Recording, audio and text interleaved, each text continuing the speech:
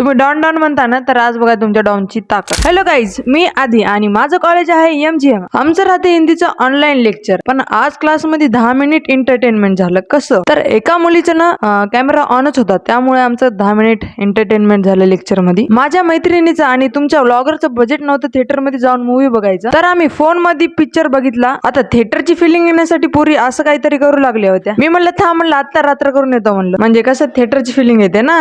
सगळे सुगंध एकीकडे आणि हे ओल्या मातीचा सुगंध, वाव, याला म्हणते सस्ते नशे. MGM पासून 2 किलोमीटरवर आहे समाज कल्याण. मैत्रिणीला म्हणलं चला फिरायला जाऊ. भर उन्हात निघले होते आम्ही.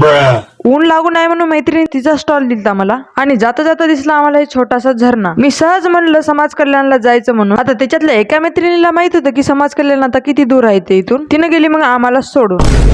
मग काय आम्ही दोघीच आल्या. आता समाज कल्याणासाठी ज्या कामाला आले मी ते काम तर काही झालंच नाही बघा. पण तिथं खूप साऱ्या ऍक्टिव्हिटी होत्या करण्यासाठी, जसं की एक पाय मागे एक पाय पुढे घ्यायचं आणि असलं काहीतरी खेळायचं बघा. खूपच मजा आली याच्यामध्ये. तर चला मग आता बघा म्हणलं आता तुमच्या डॉन मध्ये किती ताकद आहे ते. अय्यो, डॉन तर पुष्कळ निघला.